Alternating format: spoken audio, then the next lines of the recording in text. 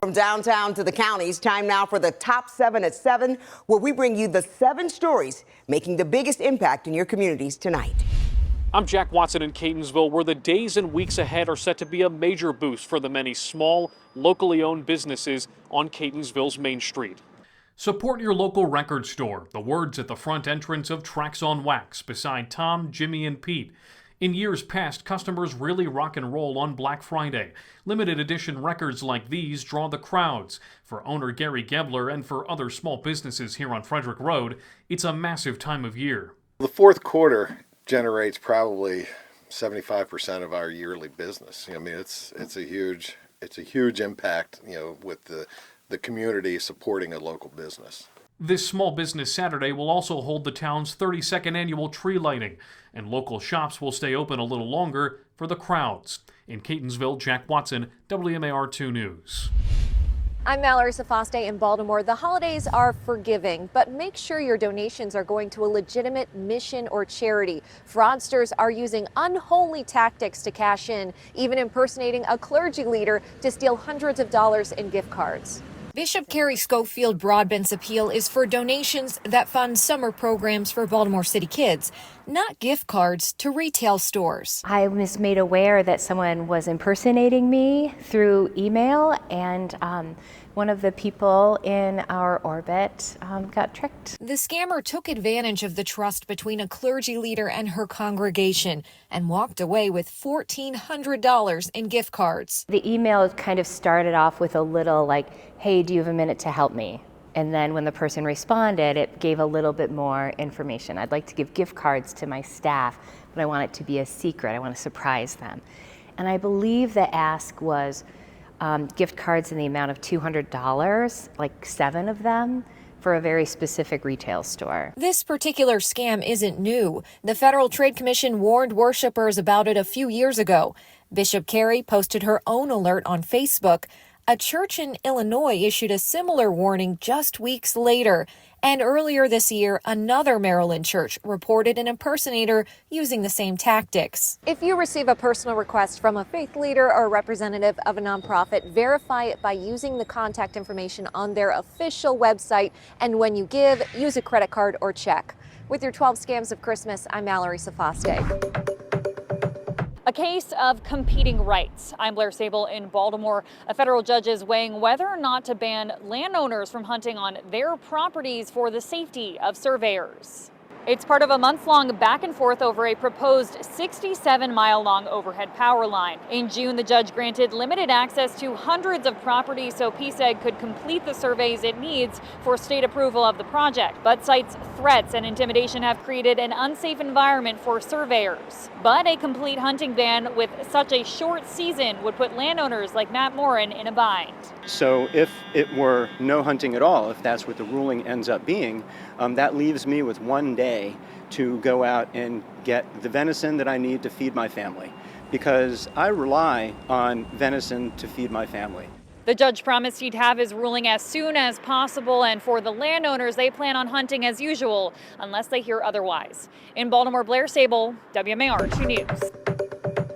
Domestic violence ends with an arson. I'm Jeff Hager in Carroll County, where investigators say a man set his own house on fire after a disagreement with his wife. Investigators say the unidentified 59-year-old man was living estranged from his wife in a recreational vehicle outside their home on Sherry Drive in Sykesville. His wife initially called police to report he was forcing his way inside the house and threatening to burn it down. Security video from the home showed him doing just that after locking the door where she couldn't follow him inside the home. He did go up to the second floor of the bedroom. He did pour an accelerant, probably gasoline, throughout that area, and he intentionally lit that. That force of the amount of gasoline and the vapors did cause an explosion. It caused the back door to actually explode off the hinges. The suspect confessed to police and said he made sure not to harm his wife as he burned down his own home. In Sykesville, Jeff Hager, WMAR-2 News. I'm Jeff Morgan in Baltimore. Hundreds of people in the city could be left unhoused at the beginning of next year because HUD is cutting funding to a permanent housing program.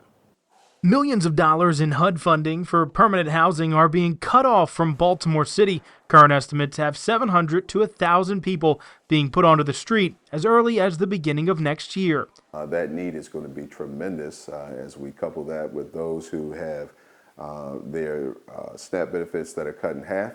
Now we're talking about housing at risk. And so that should be the focus of this city. The cuts are coming to the Permanent Supportive Housing Program. Provides long-term rental or lease support. I think it's going to be a huge shock to folks that have been convinced that they are supported, that the resources are being poured into them to ensure that they don't find themselves on the streets. In Baltimore, Jeff Morgan, WMAR-2 News. Winners of 5 straight, the 6-5 Baltimore Ravens put their 5-game win streak on the line this Thursday night, Thanksgiving night that is, against the 3-8 Cincinnati Bengals at M&T Bank Stadium. Now the Bengals, they're pretty excited. They get their quarterback Joe Burrow back. He returns to the lineup after being out since September 14th with a toe injury. As far as the Ravens are concerned, they got a few key guys back at Tuesday's practice. Kyle Hamilton and Travis Jones, both dealing with ankle injuries, participated. And of course, Lamar Jackson, who's been dealing with a litany of injuries, the latest being a toe. He was also available at Tuesday's practice, and we heard from the two-time MVP after he says he's ready to go this Thursday night. Although Thanksgiving isn't necessarily the holiday, he prefers to play a game on. You know, I'd rather be sitting down watching football, eating, chilling with my family. But, you know, it's great to play on Thanksgiving. I feel, you know, it's my first time. Is that our first time? First time? Yeah, first time playing on Thanksgiving. So it's going to be different for me. Usually I'm watching, like I said, eating. But playing, looking forward to it. Kickoff Thanksgiving night is set for 8:20. Reporting in Owings Mills, Xavier Wary, WMAR-2 News. Bonjour Bakery is taking a bite out of the viral fruit pastry trend. It looks just like a mango, but inside are layers of cloud-like mousse paired with a fresh fruit filling, all resting on a spongy cake foundation. I'm just gonna try one more just because I feel like I take my job very seriously. A pastry people have been lining up for. I get to work here and I see people love it. That's my happiness. Behind those quick, crunchy bites is a lengthy, intricate process. It's a lot of steps. The process actually starts at the beginning of the week with a small team working long hours and late nights, all to get ready for the weekend rush. The special desserts are only available on Saturday and Sunday. Try to prepare a lot of them for Sunday too, but then we sell out on Saturday. So we have to restart from the beginning again. We work hard. Cara Burnett, WMAR-2 News.